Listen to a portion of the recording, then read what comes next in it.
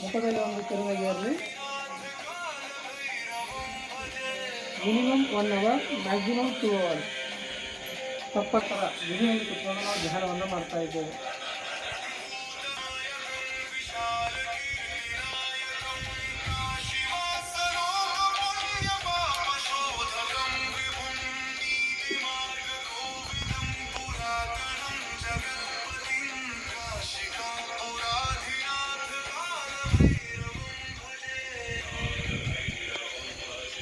ತಂಪಾದ ಗಾಳಿ ಮತ್ತು ಬಿಸಿಯಾದ ಗಾಳಿಯ ಆನಂದವನ್ನು, ಪರಮಾನಂದವನ್ನು, ಆ ಎನರ್ಜಿಯನ್ನು ಫೀಲ್ ಮಾಡಿ.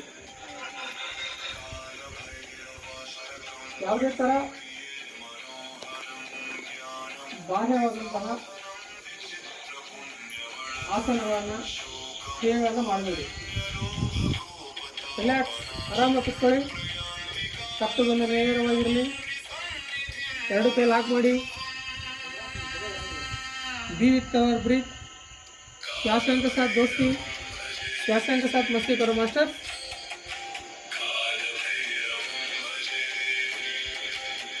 ಕಾಲ ಭೈರವನಿಗೆ ಕರೆಕ್ಟಾಗಿ ಧ್ಯಾನವನ್ನು ಮಾಡಿ.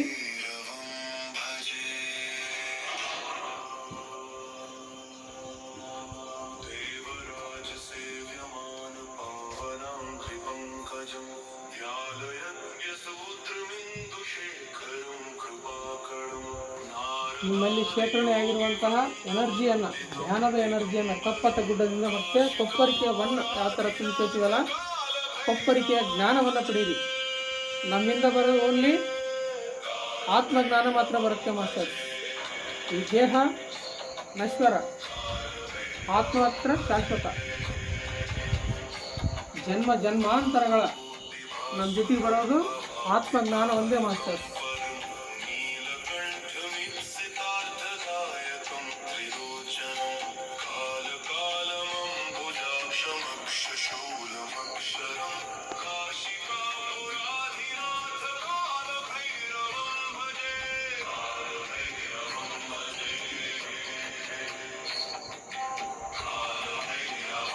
ಯಾವುದೇ ಕಾರಣಕ್ಕೆ ಮಧ್ಯದಲ್ಲಿ ಕಣ್ಣನ್ನು ತೆಗಿಬೇಡಿ.